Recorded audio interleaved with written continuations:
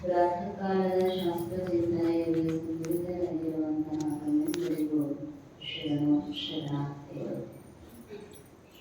ಸುಮ್ಮನಾಗದರಿವಿನಿಂದಲೇ ಮುಗುದಿ ನೆಮ್ಮಿಗೈಚರಿಸುವ ಗುಣಗುಣವುಳ್ಳ ಭಗವನಿಗೆ.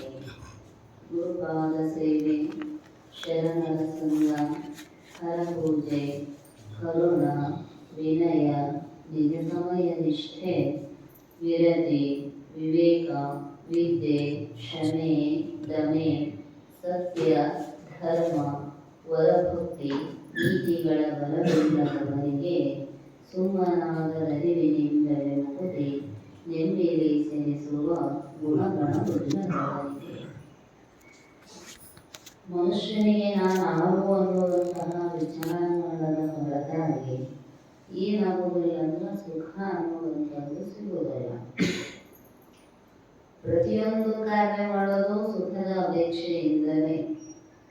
ಆದರೆ ಪೂರ್ಣ ಸುಖ ಅನ್ನುವಂಥದ್ದು ಸಿಗಬೇಕು. ಇವೆಲ್ಲ ಹೆಂಗದವು ಅಂದ್ರೆ ಕ್ಷಣ ಸುಖ ತೋರಿ ಮತ್ತೊಂದು ಕ್ಷಣದೊಳಗೆ ದುಃಖವನ್ನು ಕೊಡ್ತಾವ. ವಿಷಯಾದಿಗಳನ್ನ ನಂಬಿಕೊಂಡು ಹೋದಿವೆ ಅಂದ್ರೆ ಎಂದೂ ಪೂರ್ಣ ಶಾಂತಿ ಸಿಗುವುದಿಲ್ಲ. ದುಃಖ ಬೆರೆಯದ ಸುಖದ ದಾರಿಗೆ ಸಿಕ್ಕುವುದು ಸುಖಯೋಗಿ. ಮರ್ಕಟ ಸೊಕ್ಕಿ ಕೀರನು ಕಿತ್ತು ಬಿಸು ತಂದರೆ ಮಧುರದವ ನಿಕ್ಕಿ ನೆಕ್ಕಲು ಖಡ್ಗದಾರಿಗೆ ಸಿಕ್ಕಿ ನಾಲಗೆ ಸೀಳು ಬಂದರೆ ವಿಷಯ ಸುಖ ಕೆಲಸಿಗಳು ದುಃಖ ಪಡುತ್ತಿಹರು. ಅನುಭವ ಸುಖ ಹೆಂಗೈತಿ ನಾವು ಊಹಿಸಿಕೊಳ್ತಕ್ಕಂಥದ್ದು ಅಥವಾ ನಾವು ಪಡ್ಕೊಳ್ತಕ್ಕಂಥದ್ದು ಅಂದ ಅದು ಕ್ಷಣಿಕವಾಗಿರ್ತಕ್ಕಂಥದ್ದನ್ನು. ಅಲ್ಲೊಂದು ಮಾತು ಹೇಳ್ತಾರ, ಜಗತ್ತಿನೊಳಗ ಈ ಲೋಕವನ್ನ ಮೊದಲು ಮಾಡಿ ಬ್ರಹ್ಮಲೋಕದ ಪರ್ಯಂತರ ವಿಷಯ ಸುಖಗಳು ದುಃಖ ಬೆರೆಯದ ಸುಖವು ಅದಾರಿಗೆ ಸಿಕ್ಕುವುದು. ಈ ಎಲ್ಲ ವಿಷಯ ಸುಖಗಳ ಹೆಂಗದವ ಅಂದ್ರೆ ದುಃಖ ಮಿಶ್ರಿತವೇ ಅದಾವ. ಆದ್ರೆ ಹೆಂಗಂದ್ರೆ ಎರಡು ದೃಷ್ಟಾಂತ ಹೇಳ್ತಾವ. ಮರ್ಕಟ ಸೊಕ್ಕಿ ಕೀಲನು ಕಿತ್ತು ಬಿಸುಟಂದದಲ್ಲಿ. ಕಟ್ಟಿಗೆ ಬೊಡ್ಡಿ ಕೊರೆಯಾಕತ್ತಿದ್ದ, ಈಗಿನ ಮಷೀನ್ ಇಲ್ಲ. ಕರಗಸದಿಂದ ಕೊರೆಯುವ 9 ಮನೆಗೆ ಅದರೊಳಗೆ ಒಂದು ಕಟ್ಟಿಗೆ ಬೆನೆ ಸೇರಿಸಿ ಮುಗಿತದಂತ ಕಟ್ಟಿಗೆ ಕೊರೆಯ. ಆ ಮಂಗ್ಯ ಜಿಕ್ಕೊಂತ ಬಂದು ಅದರ ಮ್ಯಾಲ ಕುಂತ ಆ ಬೆನೆ ಹಿಡ್ಕೊಂಡು ಅಕಡೊಮ್ಮೆ ಇಕಡೊಮ್ಮೆ ತೂಗ್ಯಾಡಕತ್ತೈತಿ. ಅದಕ್ಕೆ ಅನ್ನಿಸ್ತು ಇದ ಬಹಳ ಆನಂದ ಐತಿ ನನಗಂತ. ಅಷ್ಟೊತ್ತು ಹಿಂಗ ಅಳಗಾಡಿಸಿದ್ರೆ ಕೇಳ್ತೈತಿಲ್ರಿ. ಕಿತ್ತು ಬಂತು ಬರೋದ್ರೊಳಗ ಅದ್ರ ಬಾಲ ಅದ್ರೊಳಗೆ ಸಿಕ್ಕೊಂಡೈತ. ಮತ್ ಬೆನೆ ಕಿತ್ತು ಕೂಡಲೇ ಎರಡು ಕೂಡ್ ಬಿಡ್ತದು. ಅವನ ಬಾಲ ಅದ್ರೊಳಗೆ ಸಿಕ್ಕೊಂಡ ಚೀರಾಕತ್ತೈತ. ಅದಕ್ಕೆ ಸೊಕ್ಕಿ ಕೀಲನ್ನು ಕಿತ್ತು ಬಿಸುಡಂತದಲ್ಲಿ. ಮನಸ್ಸು ಅನ್ನುವಂತಹ ಮಂಗ ಇಲ್ಲೊಂದಿಷ್ಟು ಸುಖ ಆಯ್ತು ಅಲ್ಲೊಂದಿಷ್ಟು ಸುಖ ಆಯ್ತಂತ ಅದು ಬೆನೆ ಹೆಂಗೆ ಹಿಡ್ಕೊಂಡು ಚೀಕಾಡ್ತೈತೋ, ಇವನು ಒಮ್ಮೆ ಈ ಲೋಕದೊಳಗೆ ಸುಖ ಆಯ್ತಂತಾನೋ ಇಲ್ರಿ ಅಲ್ಲಿ ಹೋದ್ರ ಬಹಳ ಸುಖ ಆಯ್ತು ಅಂತ ಸ್ವರ್ಗಾದಿಗಳ ಪ್ರಾಪ್ತಿಗಾಗಿ ಸಾಧನೆ ಮಾಡ್ತಾನೆ. ಈಗ ಸಿಕ್ಕು ವಸ್ತುಗಳನ್ನ ಹಿಡಿಯೋದ್ರೊಳಗ ತಾನು ಜನ್ಮ ಮರಣ ರೂಪ ಭವಾಬ್ಧಿಯೊಳಗ ಮುಳುಗೆ ಹೊಂಟೀನಿ ಅನ್ನುವಂಥದ್ದರ ಪರಿಜ್ಞಾನ ಇಲ್ಲದ ಆಮೇಲೆ ಪರಿತಪಿಸ್ತಾನ. ಇನ್ನೊಂದು ದೃಷ್ಟಾಂತ ಹೇಳಿದರು. ಮಧುರಥವ ನಿಕ್ಕಿ ನೆಕ್ಕಲು ಖಡ್ಗದಾರೆಗೆ ನಾಲೆಗೆ ಸಿಕ್ಕಿ ಸೀಳುವಂತದಲ್ಲಿ. ರಾಜರು ಖಡ್ಗಕ್ಕ ಜೇನುತುಪ್ಪ ಹಚ್ಚಿಡ್ತಿದ್ರು ಅಂತ ಹರಿತ ಆಗ್ಲಿ ಅಂತ. ಹಂಗ ಮೂಲ್ಯಾಗ ಇಟ್ಟದ್ದಕ್ಕೆ ನಾಯಿ ಬಂದು ನೆಕ್ಕಿದ ಕೂಡ್ಲೆ ನಾಯಿ ಮೊದಲ ತೆಳ್ಳಗಲ್ಲಿ ಅದು ಮತ್ತೆ ನೆಕ್ಕಿದ ಕೂಡ್ಲೆ ಖಡ್ಗವನ್ನು ಶಿರಚ್ಛೇದನ ಮಾಡ್ತಕ್ಕಂತಹ ಖಡ್ಗಕ್ಕ ನಾಯಿ ಉಳಿತೈತೆ ಸೀಳಿತ. ಅವಾಗ ಅದು ತಿಳ್ಕೊಂಡು ಈ ಖಡ್ಗಕ್ಕೆ ಸೌರಿರ್ತಕ್ಕಂತಹ ಜೇನು ತುಪ್ಪದಿಂದಲೇ ನನಗೆ ಸುಖ ಸಿಗ್ತೈತಿ ಅಂತ ಮತ್ತ ಹೊಳ್ಳ ಅದನ್ನ ಖಡ್ಗನ ನೆಕ್ತಾನ. ಆಮೇಲೆ ಅನ್ನಿಸ್ತದಕ್ಕ ಇದು ಹೊರಗೆಲ್ಲೂ ಸಿಕ್ಕಿಲ್ಲ ಸುಖ, ನನ್ನ ನಾಲಿಗೆಯೇ ಸೀಳಿ ನನ್ನ ರಕ್ತದ ರುಚಿಯೇ ನನಗೆ ಹತ್ತೆ ನೀವು ಸುಖದನ್ನು ತೋರಿದ್ದೆ ಹೊರತು ಹೊರಗೆಲ್ಲಿಯೂ ಸುಖ ಇಲ್ಲ. ಆಮೇಲೆ ದುಃಖ ಪಟ್ಕೊಂತ ಹೋಯಿತು ಅಂತ. ಹಂಗ ವಿಷಯಾದಿಗಳಿಂದ ಸುಖ ಸಿಗುತ್ತೈತಿ ಎನ್ನುವಂತಹ ಭ್ರಮೆಯೊಳಗ ಮನುಷ್ಯ ಎಲ್ಲಾದರ ಬೆನ್ನ ಹತ್ತಿ ಹತ್ತಿ ಹೊಂಟಿದಾನೆ. ಸುಖದ ಲಕ್ಷಣ ಹೇಳಿದರು. ಎಲ್ಲವನಾಲಯು ನೋಡಲೆಂದು ನೆಲೆಸಿದ ನೇಹ, ಎಲ್ಲಿ ನೆಲೆಸಿಗುವುದು ತನ್ನಲ್ಲಿ ಎದರಿಂದೆ ಸುಖ, ನಿನ್ನ ನಿಜವಿದನೆ ತಿಳಿ ಬೇರೆಂದಗಲಿ ಮನುಜ. ನೀ ಹೊರಗ ಹುಡುಕೋಂತ ಹೊಂಟ್ರ ಸಿಗುವುದಿಲ್ಲ, ನಿನ್ನ ಸ್ವರೂಪ ಜ್ಞಾನವಾಗದ ಹೊರತಾಗಿ ಸುಖ ಇಲ್ಲ. ಮತ್ತ ಆ ಸ್ವರೂಪ ಜ್ಞಾನ ಆಗಬೇಕಾಗಿತ್ತಂದ್ರ ಗುರುವಿನ ಸೇವಾ ಮಾಡು, ಸತ್ಸಂಗ ಮಾಡು, ಈಶ್ವರಾರ್ಚನೆ ಅನ್ನುವಂತಹ ಕ್ರಿಯಾದಿಗಳನ್ನ ಮಾಡಿ ವಿವೇಕ, ವೈರಾಗ್ಯ, ಶಮನವಾದಿ ಸಾಧನೆಗಳನ್ನ ಮಾಡುವುದರೊಂದಿಗೆ ಸತ್ಯ ವಚನವನ್ನೇ ಮಾತಾಡ್ತಕ್ಕಂಥದ್ದು, ಧರ್ಮ ಮಾರ್ಗದಲ್ಲಿಯೇ ನಡೀತಕ್ಕಂಥದ್ದು.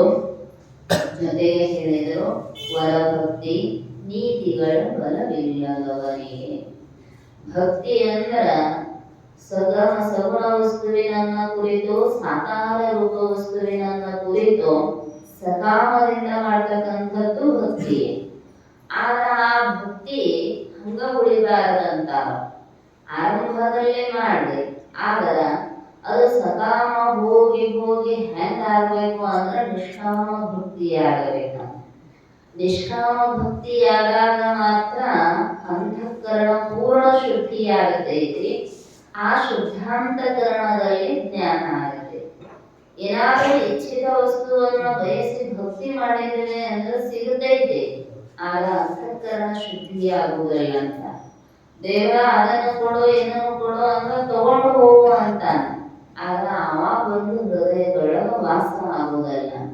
ಸದಾ ಯತ್ನಂತರಯದಲ್ಲಿ ವಾಸ ಮಾಡು ಶ್ರೀಹರಿ. ಮತ್ತೆ ಅವ ಬರಬೇಕಾಗಿತ್ತಂದ್ರ ಅವನು ಕೊಡುವ ವಸ್ತುಗಳ ಇಚ್ಛೆ ನಮಗಿರಬಾರದಂತ ಭಗವಂತ ಹೇಳಿದ. ಅನನ್ಯಾಶ್ಚಿಂತಯಂತೋ ಮಾಂ ಯೇ ಜನಾಃ ಪರ್ಯುಪಾಸತೆ ತೇಷಾಂ ನಿತ್ಯಾಭಿಯುಕ್ತಾನಾಂ ಯೋಗಕ್ಷೇಮಂ ವಹಾಮ್ಯಹಂ. ಭಕ್ತಿಯ ಮಾರ್ಗದೊಳಗ ನಡೆಯುವಾಗ ನಾಮೋ ಬೇಕಂತೀವಿ ಅಂದ್ರ ಸಿಗತೈತೆ, ಆಗ ಮುಂದಿನ ಸಾಧನೆಗೆ ಕೊರತೆ ಆಗತೈತಿ. ಅದಕ್ಕೆ ಅನನ್ಯವಾಗಿ ನ ಅನ್ಯಃ ಅನನ್ಯಃ, ಇನ್ನೊಂದು ವಸ್ತುವಿನ ಅವಲಂಬನೆ ಇಲ್ಲದೆ ಕೇವಲ ಭಗವದಾಲಂಬನ ಪೂರ್ವಕವಾಗಿ ಭಕ್ತಿಯನ್ನ ಮಾಡಬೇಕಂತ. ತಂದೆ ನೀನು, ತಾಯಿ ನೀನು, ಬಂಧು ನೀನು, ಬಳಗ ನೀನು, ಎನಗೆ ನೀನಲ್ಲದೆ ಮತ್ತಾವ ಇಲ್ಲವಯ್ಯ ಕೂಡಲ ಸಂಗಮ ದೇವ. ತಂದೆಯಂತೆ, ತಾಯಿಯಂತೆ, ಬಂಧು ಬಳಗದಂತೆ ಅವನನ್ನೇ ಕುರಿತು ಶರಣ ಹೋಗಿ ಅವನಲ್ಲಿಯೇ ನಾವು ಅನಂತ ಲಕ್ಷಣಾತ್ಮಕ ಪ್ರೇಮ ಭಾವದಿಂದ ಅರ್ಚಿಸಿದ್ವಿ ಅಂದ್ರ ಅದು ನಿಜವಾಗಿರ್ತಕ್ಕಂತಹ ಭಕ್ತಿ. ಆ ಭಕ್ತಿಯಿಂದಲೇ ಮೋಕ್ಷ ಅನ್ನುವಂಥದ್ದು ಸಿದ್ಧಿಸ್ತೈತಿ. ಅದಕ್ಕೆ ಹೇಳಿದ್ರು ವರಭಕ್ತಿ ನೀತಿಗಳ ಬರವಿಲ್ಲದವನಿಗೆ. ಸ್ವಸ್ವರೂಪಾವಸ್ಥಿತಿಯ ಅನುಸಂಧಾನ ಮಾಡುವಂಥದ್ದೇ ನಿಜವಾಗಿರ್ತಕ್ಕಂತಹ ಭಕ್ತಿ. ಅದರೊಳಗೆ ಬಹಳಷ್ಟು ನವವಿಧ ಭಕ್ತಿಗಳನ್ನ ಹೇಳ್ಕೊಂಡು ಬಂದಿದ್ದಾರ ದಾಸರು ಭಾಗವತದೊಳಗ. ಅಂದ್ರ ಯಾವುದಾದರೂ ಮಾರ್ಗದಿಂದ ನಮ್ಮ ಇಚ್ಛೆ ಕೇಳದೆ ಇರಬಹುದು, ಕೀರ್ತನೆ ಮಾಡದೇ ಇರಬಹುದು, ಸೇವೆ ಮಾಡದೇ ಇರಬಹುದು, ಆಪ್ತರಂತರೇ ಆಗಿರಬಹುದು, ಅಥವಾ ಆತ್ಮ ನಿವೇದನಾರೂಪವಾಗಿರತಕ್ಕಂಥದ್ದರೆ ಆಗಿರಬಹುದು. ಇದೆಲ್ಲದರ ಉದ್ದೇಶ ಏನಿರಬೇಕು ಅಂದ್ರ ಭಗವಂತನನ್ನ ಪಡ್ಕೊಳ್ತಕ್ಕಂಥದ್ದು. ಅದಕ್ಕೂ ವರ ಭಕ್ತಿ.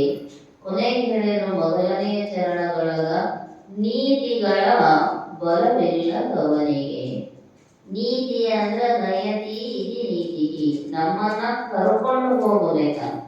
ಎಲ್ಲೇ ಅಂದ್ರ ಭಗವಂತನ ಕಡೆಗೆ, ಜ್ಞಾನದ ಕಡೆಗೆ, ನಮ್ಮ ಆತ್ಮ ಸ್ವರೂಪದ ಕಡೆಗೆ ಕರ್ಕೊಂಡು ಹೋಗುವಂತಹ ಮಾರ್ಗವೇ ನೀತಿಯ ಮಾರ್ಗ ಅನ್ನುವಂಥದ್ದು. ಪ್ರತಿ ಮನುಷ್ಯನ ಜೀವನದೊಳಗ ಪ್ರತಿ ಹೆಜ್ಜೆಯೂ ಕೂಡ ಹೆಂಗಿರಬೇಕು ಅಂದ್ರೆ ನೀತಿಯೊಳಗನ ಇಟ್ಟಿರಬೇಕಂತ. ಅನೀತಿಯ ಮಾರ್ಗಗಳನ್ನ ಅನುಸಂಧಾನ ಮಾಡಿಲ್ಲ ಅಂದ್ರ ಭಗವತ್ ಸಾಕ್ಷಾತ್ಕಾರ ಆಗುವುದಿಲ್ಲ. ನೀತಿ ವಿಧನಾಗುವಂತ ಆರಂಭದಲ್ಲಿ ಹೇಳಿದ್ರು. ನಿನಗ ಗುರುವಿನ ಕರುಣೆಯಿಂದ ಗುರುಬೋಧಾಮೃತದಿಂದ ತಕ್ಷಣವೇ ನಿನಗ ಮೋಕ್ಷ ಆಗಬೇಕಾಗಿತ್ತು ಅಂದ್ರ ನೀತಿ ವಿಧನಾಗು. ಹೆಂಗ ಹೇಳ್ತೈತೋ ಶಾಸ್ತ್ರ ಹಿಂಗ ನಡಿಬೇಕು ಅಂತ ಉಪದೇಶ ಮಾಡ್ತಾರ. ಅದ್ಯಾಕಾಗಿತ್ರಿ ನಾ ಮನಸ್ಸಿಗೆ ಬಂದಂಗ ನಡಿತೀನಿ ಅಂದ್ರ ಮನಸ್ಸಿಗೆ ಬಂದಂತೆ ನಡೆಯದಿರೋ ಇಹದಲ್ಲಿ ಒಂದು ನಿಯಮ ಐತಿ. ವೇದದ ನಿಯಮಗಳ ಅನುಸಾರವಾಗಿ ವೇದ ವಿಧಿಗಳನ್ನು ಅಗಲದಿರೆಂದು ಉಸುರುವ ಬಹಳಷ್ಟು ಅಲ್ಲಿ ಅದನ್ನೇ ಉಪದೇಶ ಮಾಡ್ತಾ ಬಂದಿದ. ಪ್ರಪಂಚದೊಳಗ ಹಿರಿಯರ ಹೇಳ್ತಕ್ಕಂತಹ ಮಾತು ಕೇಳಿದ್ರೆ ಪ್ರಪಂಚ ಚಂದ ಇರುತ್ತೆ. ಯಾಕಂದ್ರ ಅವ್ರ ಅನುಭವಿಗಳಿರ್ತಾರ. ಹೆಂಗ ಹೋದ್ರ ಸರಳಿತವಾಗಿ ಸಂಸಾರ ನಡೀತೈತೆ ಅನ್ನೋದು ಅವ್ರಿಗೆ ಗೊತ್ತಿರುತ್ತೆ. ಪ್ರಪಂಚದೊಳಗ ಅನುಭವಿ ಹಿರಿಯರ ಮಾತು ಕೇಳಬೇಕು, ಅದು ನೀತಿಯ ಮಾರ್ಗ. ಪರಮಾರ್ಥಗಳ ಶಾಸ್ತ್ರಗಳು ಗುರುಗಳು ಮಹಾತ್ಮರು ಹಿಂಗ ನಡಿಬೇಕು ಅಂತ ಏನೊಂದಿಷ್ಟು ನಿಯಮಗಳನ್ನ ಹಾಕಿದಾರೋ ಹಂಗ ನಡೆದ್ರನ ನಮ್ಗ ಶಾಸ್ತ್ರ ಅರ್ಥ ಆಗ್ತೈತಿ. ನಾವು ಬಯಸಿರ್ತಕ್ಕಂತಹ ಮೋಕ್ಷ ಸುಖ ಅನ್ನುವಂಥದ್ದು ಪ್ರಾಪ್ತಿಯಾಗುತ್ತೆ. ಉಳಿದ ಎಲ್ಲಾ ಬಲಗಳಿದ್ರೂ ಕೂಡ ಆ ಬಲಗಳ ನಮ್ಮನ್ನ ರಕ್ಷಣೆ ಮಾಡೋದಲ್ಲ. ಅಂತೇಳಿ ನಾ ಬಹಳ ಶ್ರೀಮಂತದಂಗ್ರಿ, ನನ್ನ ದೊಡ್ಡ ಅಧಿಕಾರ ಐತಿ, ನನ್ನ ಹಿಂದೆ ಇಷ್ಟು ಜನ ಅದಾರೋ, ಎಷ್ಟು ಜನ ಇದ್ರೆ ಏನ್ ಮಾಡೋದು, ಎಷ್ಟು ಸಂಪತ್ತಿದ್ರೆ ಏನ್ ಮಾಡೋದು, ಕೊನೆಗೊಮ್ಮೆ ನಾವು ಮಾಡಿರ್ತಕ್ಕಂತಹ ಧರ್ಮ ನೀತಿ ಸತ್ಯವೇ ನಮ್ಮನ್ನ ರಕ್ಷಣೆ ಮಾಡ್ತೈತೆ ಹೊರತು ಇವ್ರು ಯಾರು ರಕ್ಷಣೆ ಮಾಡೋದಲ್ಲ. ಹೇಳಿದ ಧನಾನಿ ಭೂಮೌ ಬಸವಸ್ಯ ಗೋಷ್ಠೆ ಭಾರ್ಯಾ ಗೃಹದ್ವಾರೆ ಜನಸ್ಮಶಾನೆ ದೇಹಶ್ಚಿತಾಯಾಂ ಪರಲೋಕ ಮಾರ್ಗೆ ಕರ್ಮಾನುಗೋ ಗಚ್ಚತಿ ಜೀವ ಏಕಃ. ರೊಕ್ಕ ಬಾಳ ಇದ್ರೆ ನಾ ಹೆಂಗ ನೋಡಿದ್ರು ರೊಕ್ಕ ಕೊಟ್ಟು ಪಾರಕ್ಕಿನಿ ಅಂದ್ರ ಧನಾನಿ ಭೂಮೌ, ಅದು ಪೆಟ್ಟಿಗ್ಯಾಗ ಟ್ರೆಜರ್ಯಾಗ ಭೂಮಿಯೊಳಗಷ್ಟ. ನಿನ್ನ ಜೊತೆಗೆ ಪರಲೋಕದವರೆಗೂ ಅಲ್ಲ, ಇಲ್ಲೇ ಒಮ್ಮೆ ಉಪಯೋಗ ಬರೋದಿಲ್ಲ. ಬರ್ತೈತೆ ನ್ಯಾಯದೇವತೆಯ ಮುಂದ ನಮ್ಮ ಸಂಪತ್ತು ಯಾವುದಕ್ಕೂ ಕೂಡ ಉಪಯೋಗ ಆಗೋದಿಲ್ಲ. ಏನೋ ನಮ್ಮ ಪುಣ್ಯ ಇತ್ತು, ನಾವು ಮಾಡಿದ್ದು ಇನ್ನೂ ಒಂದಿಷ್ಟು ಪಾಪ ತುಂಬಿ ಬಂದಿರಲಿಲ್ಲ ಅಂದ್ರೆ ಅಂಥ ಪ್ರಸಂಗದೊಳಗ ಅಂತ ಭಾವನೆ ಎಷ್ಟು ಪಾಪ ಮಾಡ್ಯಾನ್ರಿ, ಅನ್ಯಾಯ ಮಾಡ್ಯಾನ, ಆರಾಮ್ ಬರದ ಅದಾನಲ್ರಿ, ಏನೋ ಪಾಪದ ಕೂಡ ತುಂಬಿಲ್ಲ ಅಂತ ಅದರ ಅರ್ಥ. ಹಂಗಂತ ತಿಳ್ಕೊಂಡು ಅನ್ಯಾಯ ಮಾಡಿದವರಿಗೆ ಜಗತ್ತಿನೊಳಗೆ ಸುಖ ಆಗ್ತೈತಂತಿಲ್ಲ. ಅದಕ್ಕೊಂದು ಮಾತು ಹೇಳ್ತಾರ, ಭಗವಂತನ ನ್ಯಾಯಾಲಯದೊಳಗ ತಡ ಆಗಬಹುದೇ ಹೊರತು ಶಿಕ್ಷೆ ಆಗುವುದಿಲ್ಲ ಅಂತ ಹಿಂಗೇನಿಲ್ಲ. ಆದ್ರೆ ತಡ ಆಗಬಹುದೇ ಹೊರತು ಕತ್ತಲೆ ಅನ್ನುವಂಥದ್ದು ಇಲ್ಲ. ಅಂದ್ರೆ ಕೊನೆಗೆ ಇಂದಿಲ್ಲ ನಾಳೆ ಅವನಿಗೆ ಶಿಕ್ಷಾ ಅನ್ನುವಂಥದ್ದು ಹಾಗೆ ಆಗತೈತಿ. ಕರ್ಮ ಯಾರನ್ನೂ ಕೈ ಬಿಡೋದಿಲ್ಲ. ಅದಕ್ಕೆ ಅವ್ರು ಹೇಳಿದ್ರು, ಸತ್ಯ ಧರ್ಮ ವರಭಕ್ತಿ ನೀತಿಗಳ ಬಲವಿಲ್ಲದವರಿಗೆ ಕುಂಭನಾಗದರಿವಿನಿಂದವೇ ಮುಗುತಿ. ಆ ನೀತಿಯ ಮಾರ್ಗದೊಳಗೆ ಮನುಷ್ಯ ನಡೆದದ್ದ ಆದರ ಪಥ ಪ್ರದರ್ಶನ ನೀತಿ, ದಾರಿ ತೋರಿಸ್ತಕ್ಕಂಥದ್ದು. ವೇದಗಳ ಏನದಾವ ಅಂದ್ರೆ ಪಥ ಪ್ರದರ್ಶಕಗಳು, ಶಾಸ್ತ್ರಗಳು ಪಥ ಪ್ರದರ್ಶಕಗಳು. ಒಂದು ಊರಿಗೆ ಹೋಗ್ಬೇಕಾದ್ರೆ ಬೋರ್ಡ್ ಹಾಕಿರ್ತಾರ. ಆ ಬೋರ್ಡ ನಮ್ಮನ್ನು ಪೂರ್ಣ ಕೈ ಹಿಡಿದು ಕರ್ಕೊಂಡು ಹೋಗೋದಿಲ್ಲ. ಅದರ ಮೇಲೆ ಒಂದು ಬಾಣದ ಚಿಹ್ನೆ ಹಾಕಿರ್ತಾರೆ. ಈ ಕಡೆ ಹೋದ್ರೆ ಅಂತ ಈ ಊರು ಹತ್ತೈತಿ, ಅದು ಇಷ್ಟು ಕಿಲೋಮೀಟರ್ ಐತಿ ಅಂತ ಹೇಳಿ ತೋರಿಸ್ತೈತಿ. ಅದನ್ನು ಹಿಡ್ಕೊಂಡು ನಾವು ಹೋಗಬೇಕು.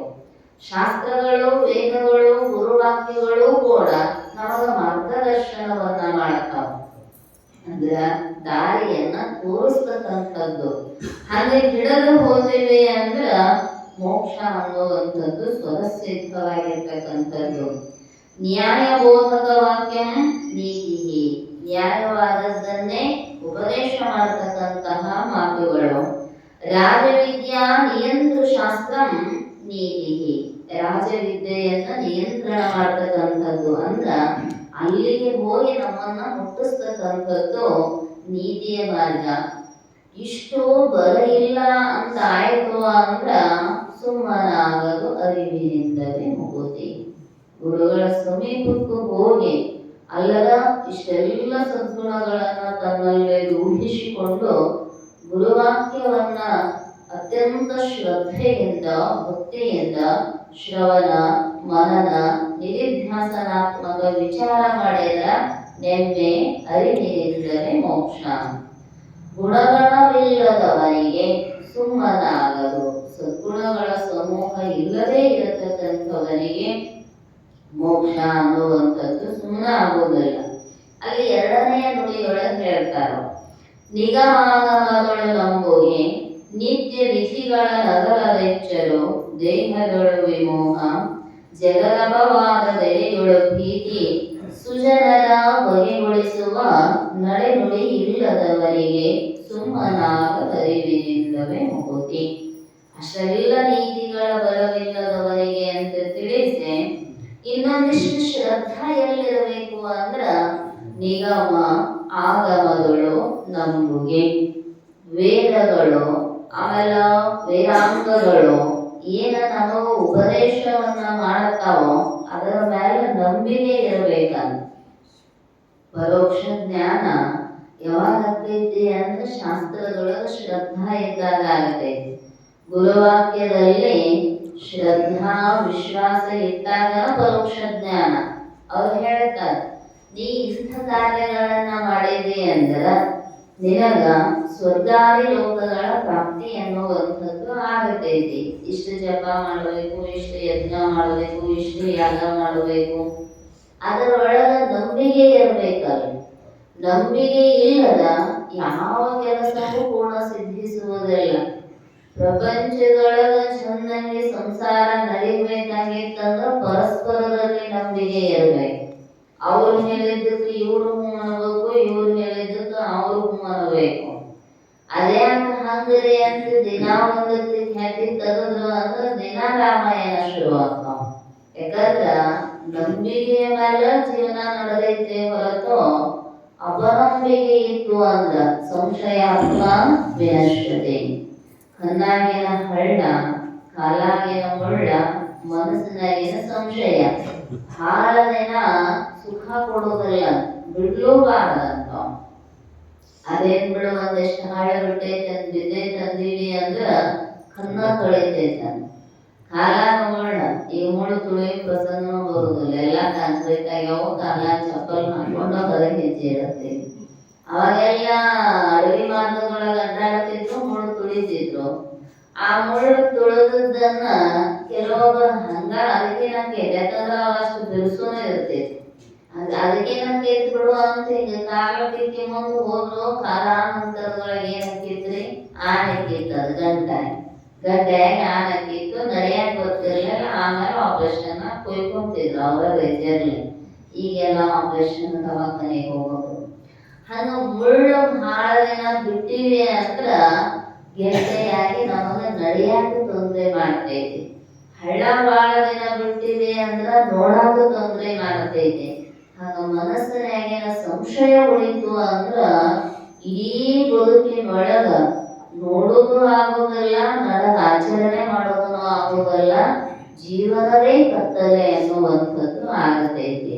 ಯಾಕಂದ್ರ ಮನುಷ್ಯನಿಗೆ ಯಾವುದರ ಮೇಲಾದರೂ ಅದಕ್ಕೆ ಹೇಳಿದ್ರು, ಅಂಬಿಗ ನಾನಿನ್ನ ನಂಬಿದೆ, ಜಗದಂಬ ರಮಣನಿನ್ನ ನಂಬಿದೆ. ತುಂಬಿದ ಹರಿಗೋಲಂಬಿಗ ಅದರಿಗೂ ನೋಡಿನರೆ ಸಂಬಿಗ. ಅಂಬಿಗನಿಗೆ ಗೊತ್ತಿರತ್ತೆ ಎಲ್ಲಿ ಸುಳಿ ಅದಾವೋ, ಎಲ್ಲಿ ಶಾಂತ ಐತಿ ನದಿ, ಅಲ್ಲಿ ಎಂದ ಹ್ಯಾಂಗ ಪಾರ ಮಾಡಬೇಕು ಅನ್ನೋದು. ಅದೇ ಆಗೈತ್ರಿ. ಅವ್ರ ಇವ್ರ ಮ್ಯಾಲ ನಮಗೆ ಇಡಬೇಡ ಅಂತ ನಮ್ಮ ಮನ್ಯಾಗ ನಾನಾ ದೋಣಿ ನಡೆಸ್ಕೊಂಡ್ ಹೋಗ್ತೀನ್ರಿ ಅಂದ್ರ ಸುಳಿ ಇರೋ ಜಾಗ ಗೊತ್ತಿರೋದಿಲ್ಲ. ಇದ ಸಮೀಪದ ಐತಿ ಅಂತ ಮಾಡ ಅಂದ್ರೆ ಸುಳ್ಯಾಗಿಂದ ಹೊರಗೆ ಬರತನ ಆಗೋದಿಲ್ಲ. ಹಂಗ ಈ ಭವ ಸಮುದ್ರದ ದಾರಿ ಸದ್ಗುರುನಾಥನಿಗೆ ಗೊತ್ತೈತಿ, ವೇದ ಆಗಮಗಳಿಗೆ ಗೊತ್ತೈತಿ. ನಿಗಮ ಆಗಮಗಳು ನಂಬುಗೆ ಅವುಗಳಿಗೆ ಗೊತ್ತೈತಿ ಯಾವ ಮಾರ್ಗವನ್ನ ಹಿಡಿದು ಹಾದರ ನೀವು ಸುರಳಿತವಾಗಿ ಈ ಭವಸಾಗರದಿಂದ ಪಾರಕ್ಕೀರಿ. ಅದ್ಯಾಕಾಗೈತ್ರಿ ನಮ್ಮ ಕಣ್ಣು ಕಾಣೋದಿಲ್ಲೇನೋ, ನಾವು ಓದಾಕ ಬರೋದಿಲ್ಲೇನೋ, ನಾವು ಪಾರಕ್ಕಿವ್ರಿ ಅಂದೀವಿ ಅಂದ್ರ ಎಷ್ಟು ಆಳ ಐತಿ ಭವಸಮುದ್ರ, ಎಂಥ ಸುಳಿ ಐತಿ ಅಂದ್ರ ಯಾರ ತಲೆ ತುಂಬ ಕೂದಿದ್ದಷ್ಟು ಮಂದಿ ಅದಾರಿ ಅಂದ್ರೂ ಜೋಕೊಳಕ ಬರೋದಲ್ಲ. ಅವರು ಬಂದು ಅದರಾಗ ಬಿಡ್ತಾರೆ ಹೊರತು ಆ ಸುಳಿಯಿಂದ ಪಾರಾಗಕ ಬರೋದಲ್ಲ. ತುಂಬಿದ ಹರಿಗೋಲಂಬಿಗ ಅದರಿಂಬು ನೋಡಿ ನಡೆಸು ಅಂಬಿಗ. ಅಂಥ ಅಂಬಿಗನ ಸ್ವರೂಪವಾಗಿರುವ ಗುರುನಾಥ ಉಪದೇಶ ಮಾಡತಕ್ಕಂತಹ ನಿಗಮ ಆಗಮಗಳು, 4 ವೇದಗಳು, 28 ಕಾಮಿಕಾರಿ ಆಗಮಗಳ ಬಗ್ಗೆ ಏನಿರಬೇಕಂದ್ರೆ ಶ್ರದ್ಧಾ ಇರಬೇಕು. ಹಂಗೆ ಶ್ರದ್ಧಾ ಹೇಳಿದ್ರೆ ಯಾರೋ ಕಾಣ್ಲಾರ್ದವ್ರು ಹೇಳಿದ್ದು ಅಂದ್ರ ಭಗವಂತನಿಂದ ಹೊರಹೊಮ್ಮಿರ್ತಕ್ಕಂಥವುಗಳು ವೇದಗಳು. ಕೇವಲ ಜ್ಞಾನವನ್ನೇ ಉಪದೇಶ ಮಾಡ್ತಕ್ಕಂಥದ್ದು, ವಿತ್ ಅಂದ್ರ ಜ್ಞಾನ ಅನ್ನುವಂಥದ್ದು. ಆ ವೇದಗಳಲ್ಲಿ ನಮಗ ನಂಬಿಕೆ ಇರಲಿಲ್ಲ ಅಂದ್ರ ನಾವು ಹೆಂಗ್ ಪಾರಾಗಕ ಸಾಧ್ಯ ಐತಿ? ಸಾಮಾನ್ಯ ಯಾರಿಗೋ ಮಾತಿನ ಮೇಲೆ ನಂಬಿಕೆ ಇಡುತ್ತೀವಿ. ಯಾರೇ ಬಂದು ಏನಾರೆ ಹಿಂಗಂತ ನೋಡ್ರಿ ಅಂದ ಕೂಡಲೇ ತಿಳಿಸುವಕ್ಕೆ. ಹೌದಲ್? ಶಬ್ದದೊಳಗೆ ಎಂಥ ಶಕ್ತಿ ಐತಿ ನೋಡಿ. 20-25 ವರ್ಷ ಜೀವನ ಮಾಡಿರ್ತಾರ ಹೊಂದಾಣಿಕೆ ಮಾಡ್ಕೊಂಡು. ಯಾರೇ ಬಂದ ಅಲ್ಲ ನಿಮ್ಮ ಮನೆಯವ್ರು ಹಿಂಗ ನೋಡ್ರಿ ಅಂತ ಇವ್ರಿಗರೆ ಹೇಳ್ರಿ ಅವ್ರಿಗರೆ ಹೇಳಿ ಸಣ್ಣ ಹಿಂಗೆ ಒಳಗ್ ಹೊರಗ್ ಶುರುವಾಕೈತಿ. ಆಕೈತಿಲ್ರಿ? ಮನ್ಯಾಗ ಬಂದ ರಾಮಾಯಣ ಕುರುಕ್ಷೇತ್ರ 2 ಯುದ್ಧಗಳ ಆರಂಭ ಆಗತಾವ. ಎಷ್ಟು ವರ್ಷ? 25 ವರ್ಷ ಜೀವನ ಮಾಡ್ಯಾರ. ಯಾರೋ ಒಬ್ಬ ಮನುಷ್ಯ ಬಂದ ಹಿಂಗರಿ ಅಂದ ಕೂಡಲೇ 25 ವರ್ಷದ ನಂಬಿಕೆ ಹೋಗಿ ಬಿಡತೈತಂದ್ರ ಎಷ್ಟಿರ್ಬೇಕು? ಅದು ಗೊತ್ತಿರ್ಬೇಕಂತ. ಯಾರ ಮಾತನ್ನ ನಂಬಬೇಕು, ಯಾರ ಮಾತನ್ನ ನಂಬಬಾರದು. ಸಾಕ್ರೆಟಿಸ್ನ ಹೆಂಡತಿ ಶಾಂತಿಪಿ ಬಹಳಷ್ಟು ಹಠ ಸ್ವಭಾವದೊಳಗಿದ್ದಾಳ. ಇವ್ರು ಬರೀ ಉಪದೇಶ ಮಾಡ್ಕೋತ ಕೂಡೋರು, ಆಕೆ ಬೈತೇಳಂತೆ ಯಾರೇ ಬಂದು ಕೂಡಲೇ ಶಿಷ್ಯರ ಮನೆಗೆ. ಅವಕ್ಕೂ ಕೆಲಸ ಇಲ್ಲ, ಇವಂಗೂ ಕೆಲಸ ಇಲ್ಲ, ಮನೆ ಅನ್ನಂಗಿಲ್ಲ, ಮಾದ ಅನ್ನಂಗಿಲ್ಲ, ತುಳಿಯೋದಿಲ್ಲ, ಕಂಡು ಹಾಕೋದಿಲ್ಲ. ಅವ್ರು ಬಂದು ಹಿಂಗೆಲ್ಲಾರು ಕುಂತು ಬೆಳಕ ಮತ್ ಸೀಟೆಯಲ್ಲಿ ತೋರ್ಸುದು. ಎಷ್ಟು ಬೈದ್ರು ಅವನಿಗೇನ್ ಹತ್ತುದಿಲ್ಲ ಅಂತ ಅವುಗಳ ಸೀಟ್ ಅಡಿಗೆ ಮನ್ಯಾಗ ಇರ್ತಿತ್ತ. ಬಾಂಡೆ ನೋಡ್ಬಿಡ್ಬೋದು ಅವ್ರ ಸೀಟ್ ಅದಾರ ಎಲ್ಲ ಗೊತ್ತೈತಿ. ಧಕ್ಕ ಬಾಂಡೆ ಒಗ್ಯಾಕ ಹತ್ತಿದ ಕೂಡಲೇ ಸಾಕ್ರೆಟಿಸ್ ಅಂತ ಹೇಳ್ತಿದ್ರಂತ, ಈ ಗುಡುಗು ಸಿಡ್ಲು ಶುರು ಆಗೈತಿ, ಇನ್ನೊಂದಿಷ್ಟು ಹೊತ್ತಿಗೆ ಮಳೆ ಬರ್ತೈತಿ ಅಂತಿದ್ರ. ಅಲ್ಲಿ ಏನೋ ಸಕ್ಕಳಾಕೈತಲ್ರಿ ಬರೋದಲ್ಲ, ಏನಿಲ್ಲ ಮಳೆ ಬರೋಕಿನ ಮುಂಚೆ ಗುಡುಗು ಸಿಡ್ಲು ಬರ್ತಾವಲ್ಲ ಹಂಗ ಬರಾಕತ್ತಿ. ಇನ್ನೊಂದು ಈ ಹೊತ್ತಿಗೆ ಮಳೆ ಬರೋದಿಲ್ಲ, ಮುಸ್ರಿ ಬಜೆಟ್ ಮೈನೆಲ್ಲ ಸುರಿತೈತ. ಆದ್ರೂ ಅವ್ರು ಶಾಂತಿಯನ್ನ ಕಳ್ಕೊತಿರಲಿಲ್ಲ. ಇಷ್ಟು ಹೊರಟಿರುವಂತಹ ಜನತೆಗೆ ಆಜು ಬಾಜು ಮನೆಯವ್ರು ಬಂದು ಹೇಳ್ತಿದ್ದಾರ, ನಿಮ್ಗೆ ಸುದ್ದಿ ಗೊತ್ತೈತಿ ಇಲ್ರಿ ನಿಮ್ಮ ಮನೆಯವ್ರದ್ದು ಅಂತ. ಆಕೆ ಹೇಳ್ತೇಳಂತ ನಾವು 3 ಪ್ರಶ್ನೆ ಕೇಳ್ತೇನೆ, ಅದರೊಳಗೆ ನಿಮಗೆ ಸರಿ ಅನ್ನಿಸ್ತಂದ್ರ ಮುಂದೆ ನೀವೇನ್ ಹೇಳಕ್ ಬಂದಿರಲ್ಲ ಅದನ್ನ ಹೇಳ್ರಿ ಅಂತ. ಏನು ಅಂದ್ರು, ನೀವೇನ್ ಹೇಳಕ್ ಬಂದಿರ ಸುದ್ದಿ ನಿಮಗರ ಉಪಯೋಗ ಐತೇನ ಕಡೆ ಇಲ್ರಿ, ನನಗರ ಉಪಯೋಗ ಐತೇನೋ ಅಂದ್ರು ಇಲ್ರಿ. ಹೋಗ್ಲಿ ಅದರಿಂದ ಈ ಜಗತ್ತಿಗೆ ಏನಾರ ಉಪಯೋಗ ಐತೇನ ಅಂದ್ರ ಯಾರಿಗೂ ಉಪಯೋಗ ಇಲ್ಲ. ಮತ್ತೆ ಉಪಯೋಗ ಇಲ್ಲದ ಯಾಕೆ ಮಾತಾಡಕ್ ಬಂದಿರಿ, ಯಾಕೆ ಹೋಗ್ರಿ ಅಂತ. ಹಂಗ ಯಾರಾದರೂ ಮಾತು ಕೇಳುವಾಗ ಕುಲಂಕುಷವಾಗಿ ವಿಚಾರ ಮಾಡಬೇಕು. ನಾವು ಹೆಂಗಿರ್ತಾವ ಅಂದ್ರ ನಿರುಪಯೋಗಿ ಮಾತುಗಳನ್ನ ಕೇಳೋದ್ರೊಳಗನ ಸಮಯ ಅನ್ನುವಂಥದ್ದು ಹೋಗಿ ಬಿಟ್ಟಿರ್ತೈತಿ. ಅದರೊಳಗ ಸತ್ಯ ಐತೇನು ಅಂತ ಕೇಳಿದಳು. ಇಲ್ಲಿ ಬಿಡ್ರಿ, ನಾನು ಹಿಂಗ ಒಬ್ರು ಯಾರು ಹೇಳಿದ್ದು ಹೇಳಕ್ ಬಂದೀನಿ ಅಂದ್ರು ನಿನಗೂ ಪಕ್ಕ ಗೊತ್ತಿಲ್ಲ, ಅದರಿಂದ ಉಪಯೋಗನೂ ಇಲ್ಲ, ಅದು ಸತ್ಯ ಮಿಥ್ಯವೋ ಅನ್ನುವಂತಹ ಪರಿಜ್ಞಾನ ಇಲ್ಲ ಅಂದೊಳಗ ಅದನ್ನ ಮಾತಾಡಿರೋ ಟೈಮ್ ವೇಸ್ಟ್ ಮಾಡೋದು ಎದ್ದು ಹೋಗ್ರಿ ಅಂತ ಅಂತ. ಹಾಗ ನಾವು ಜೀವನದೊಳಗ ಯಾವ ಮಾತುಗಳು ಸತ್ಯ ಅದಾವು, ಯಾವ ನಮಗ ಉಪಯೋಗ ಅದಾವು, ನಮಗ ಪ್ರಯೋಜನಕಾರಿ ಅದಾವ ಅವನಷ್ಟ ನಂಬಬೇಕು. ಅವುಗಳಲ್ಲಿಯೇ ಏನಿರಬೇಕು ಅಂದ್ರೆ ಶ್ರದ್ಧಾ ಇರಬೇಕು. ಅದಕ್ಕೆ ಹೇಳಿದ್ರು ನಮಗ ಈಗೆಲ್ಲ ಫೋನ್ ಬಂದ, ಹಿಂದಿನ ಕಾಲದೊಳಗ ಯಾರಾದ್ರೂ ಬೇರೆ ಊರಿನೊಳಗ ದೇಹಾಂತ ಆಗಲು ಅಂದ್ರ ಹೇಳಿ ಕಳಿಸ್ತಿದ್ರು. ಒಬ್ಬರ ಕೈಯೊಳಗ, ಮನಿ ಆಳಿನ ಕೈಯೊಳಗ ನಡ್ಕೊಂತ ಬರ್ಬೇಕು. ದೂರದಾಗ ಇತ್ತಂದ್ರೆ 2-3 ದಿನ ಹಿಡಿತಿತ್ತ. ಅವಾಗ ಬಂದು ಹಿಂಗರೇ ತೀರ್ಕೊಂಡಾರು ಅಂತ ಸುದ್ದಿ ಮುಗಿಸಿದ ಮ್ಯಾಲ ಅವಾಗ ಇವನಿಗೆ ಸೂತಕ್ಕೆ ಶುರು ಆಯ್ತು, ಅಳ್ಳಾಕ ಶುರು ಮಾಡಿದ. ಅಲ್ಲಿ ತನಕ ಸತ್ತಿದ್ದಿಲ್ಲೇನು ಅಂದ್ರೆ 3 ದಿನದ ಹಿಂದ ಸತ್ತ. ಆಗ ಸೂತಕ್ಕೆ ಯಾವಾಗ ತಗೊಂಡ್ರಿ? ಸೂತಿ ಗೊತ್ತಾದ ಮ್ಯಾಲ 3 ದಿನದ ಮ್ಯಾಲ ಸೂತಕ್ಕೆ ಹತ್ತು. ಮತ್ತೆ ಹೇಳಕ್ ಯಾರ ಬೀಗ್ರಂದ್ರ ಮನಿ ಆಳ ಮನುಷ್ಯ ಹರಿಜನ ವ್ಯಕ್ತಿ ಅವನ ಕೈಯೊಳಗೆ ಹೇಳಿ ಕಳಿಸ್ಯಾರೋ ಅದನ್ನ ನಂಬಿ ಹೊಳೆ ಹುಣ್ಣಿಮೆಯನ್ನು ಶುರು ಮಾಡ್ಯಾರೋ ಸೂತಕಾಲ ಶುರುವಾಗಿ. ಯಾರ ಮಾತಿನ ಮೇಲ್ರಿ? ಒಬ್ಬ ಆಳು ಮನುಷ್ಯನ ಮಾತಿನ ಮೇಲೆ. ಅದಕ್ಕೆ ಲಭಗೋಳ ದೃಷ್ಟಾಂತ ಬರದ ಆ ವ್ಯಕ್ತಿ ಮೇಲೆ ಇರ್ತಕ್ಕಂತಹ ನಂಬಿಕೆ ಸಾಕ್ಷಾತ್ ಭಗವಂತನೇ ನಮಗ ಹಿಂಗ ನಡೀರಿ ಅಂತ ವೇದಗಳಗ ಆಗಮಗಳಗ ಹೇಳ್ಕೊಂಡು ಬಂದಾರಲ್ಲ, ಮತ್ತೆ ಆಡಳಿತಿನ ಕಡಿಯಾದೇನು ಭಗವಂತ? ಯಾಕ ಆ ಭಗವಂತನ ಮಾತಿನ ಮೇಲೆ ವೇದದ ಮೇಲೆ ನಮಗ ನಂಬಿಕೆ ಬರೋದಿಲ್ಲ? ಅದಕ್ಕೆ ಹೇಳಿದ್ರು ವೇದ ನಿಗಮ ಆಗಮಗಳು ನಂಬುಗೆ. ಏನು ನಂಬುತ್ತೀವೋ ಬಿಡುತ್ತೀವೋ ಅದಕ್ಕೆ ಇನ್ನೊಂದು ಹೇಳಿದ್ರಲ್ಲ, ಶ್ರುತಿಯೇ ಪ್ರಮಾಣವು ಅಖಿಳರಿಗೆ. ಶ್ರುತಿ ಮಾತೆ ನಮಗ ವೇದ ವಾಕ್ಯ, ಬೇರೆ ಏನೂ ಇಲ್ಲ. ಗುರುವಾಕ್ಯವೇ ಶ್ರುತಿ, ಗುರುವಾಕ್ಯವೇ ಸ್ಮೃತಿ, ಗುರುವಾಕ್ಯವೇ ಸರ್ವವು ಹಿರಿಯರೇ. ಯಾಕಂದ್ರ ಸದ್ಗುರುನಾಥ ಬೇರೆ ಉಪದೇಶ ಮಾಡೋದಲ್ಲ, ನಿಗಮಾಗಮದಲ್ಲಿ ಏನನ್ನ ಉಪದೇಶ ಮಾಡಿದಾರೋ ಅದೇ ಉಪದೇಶವನ್ನ ಅತ್ಯಂತ ಸರಳೀಕರಿಸಿ ನಮಗ ತಿಳಿಸೋಣದರಿಂದ ನಿಗಮದಲ್ಲಿ ಆಗಮದಲ್ಲಿ ನಮಗೆ ಶ್ರದ್ಧೆ ಅನ್ನುವಂಥದ್ದು ಇರಬೇಕು. ನಿಗಮ ಅಂದ ಅದ್ವಯನಿ ಪರ್ಯಾಯ ಕಥನೇನ ವೇದಾರ್ಥ ಬೋಧಕ ನಿಗಮ. ಮಾರ್ಗದಲ್ಲಿ ಹೋಗುವಾಗ ಏನು ಅಂದ್ರ ಪರ್ಯಾಯವಾಗಿರ್ತಕ್ಕಂಥದ್ದನ್ನ ತಿಳಿಸ್ತಕ್ಕಂಥದ್ದು. ಅಂದ್ರೆ ಹಿಂಗ ಹೋದ್ರ ಚಲೋ ಆಗ್ತೈತಿ, ಹಿಂಗ ಹೋದ್ರ ಸುತ್ತು ಬಳಸಿ ಕಲ್ಲು ಮುಳ್ಳು ಸರಿಯಾಗಿ ಗುರಿಯನ್ನ ಮುಟ್ಟೋದಕ್ಕಾಗೋದಿಲ್ಲ ಅಂತ ಪಥ ಪ್ರದರ್ಶನವನ್ನ ಮಾಡ್ತಕ್ಕಂಥದ್ದು. ಉದಾಹರಣ ರೂಪ ವೇದ ವಾಕ್ಯಂ. ನಿಗಮಾದಿಗಳು ಅಂದಾಗ ಉದಾಹರಣೆ ಸಹಿತವಾಗಿ ವೇದದ ತಾತ್ಪರ್ಯವನ್ನ ನಮಗ ತಿಳಿಸ್ತಕ್ಕಂಥದ್ದು. ಹಂಗ ಹೇಳಿದ್ರ ವೇದಗಳು ಕಠಿಣ ಅದ.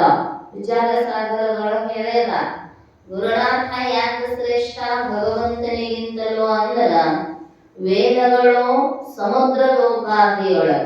ಸಮುದ್ರ ಹೆಂಗ ನೇರವಾಗಿ ನೀರು ಕುಡಿಯಾಕ ಬರೋದಿಲ್ಲ, ಕ್ಷಾರೀಯ ಗುಣವನ್ನ ಹೊಂದೈತೋ ಹಂಗ ವೇದಗಳು ಬಹುತರ ಕಠಿಣ ಅದಾವ. ಅವುಗಳ ಅರ್ಥ ಒಂದಿರ್ತೈತಿ, ನಮಗ ತಿಳ್ಕೊಳ್ಳಾಕ ಒಂದು ರೀತಿ ಆಗತೈತಿ. ಅದರ ಸಲುವಾಗಿ ಕ್ಷಾರೀಯ ಗುಣವನ್ನ ಹೊಂದಿರುವ ಸಮುದ್ರದ ನೀರು ಸೂರ್ಯನ ಶಾಖದಿಂದ ಆವಿಯಾಗಿ ಘನೀಭೂತವಾಗಿ ಮೋಡವಾಗಿ ಮಳೆ ಆದಾಗ ಹೇಗೆ ಇಡೀ ಜೀವ ಸಂಕುಲಕ್ಕ ಅದು ಜೀವ ಜಲವಾಗಿ ಮಾರ್ಪಡ್ತೈತೋ ಹಂಗ ವೇದಗಳು ಕೂಡ ಕಠಿಣ ಅದ.